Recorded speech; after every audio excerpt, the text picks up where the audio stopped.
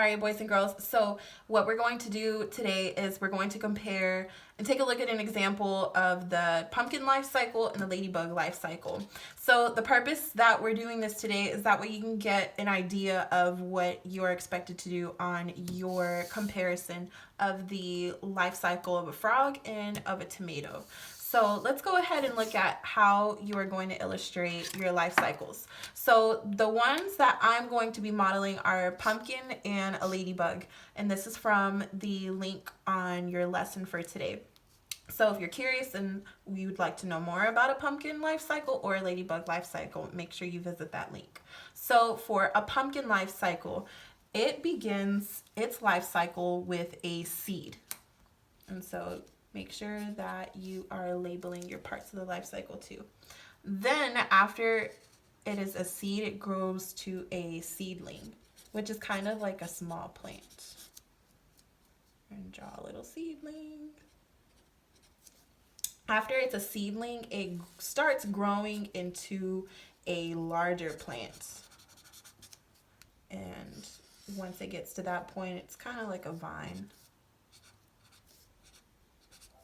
And then once it starts to grow the plant, on pumpkin plants, it starts to have a flower. And so from that flower, it starts to grow a fruit. But in this case, it's actually a pumpkin.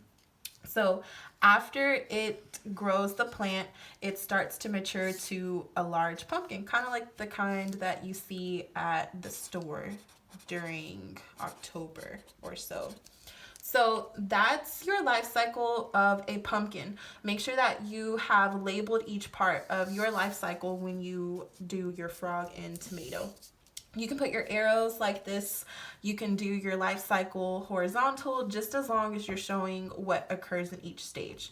So let's go ahead and take a look at the life cycle for a ladybug. So ladybugs start off as an egg. And after they are an egg, they grow to be a larva. That's a larva. After it's a larva, it grows into, or it goes to the next stage, which is the pupa. And it's kind of like a little cocoon with that too. And then once it's grown, after it's in the pupa stage, it sheds it and becomes an adult ladybug.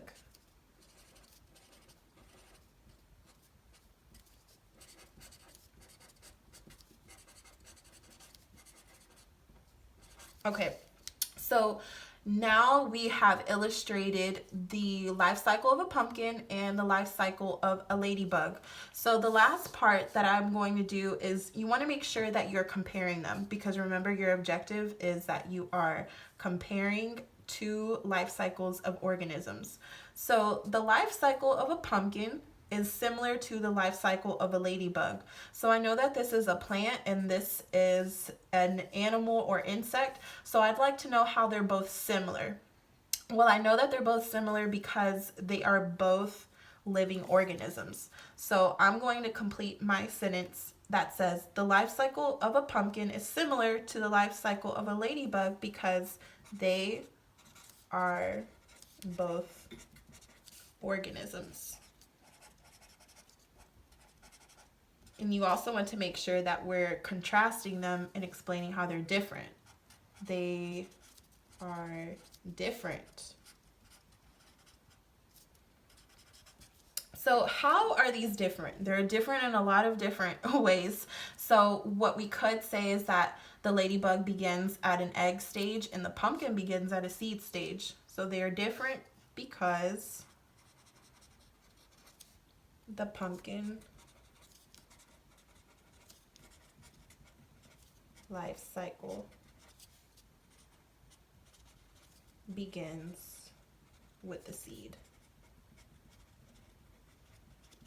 Okay. All right, so boys and girls, this is what the end product should look like. As you're working on this assignment, it is totally okay to go back into the videos and lessons just to get an example or an idea of what your life cycle should look like. So remember, Miss Flores did pumpkin and ladybug.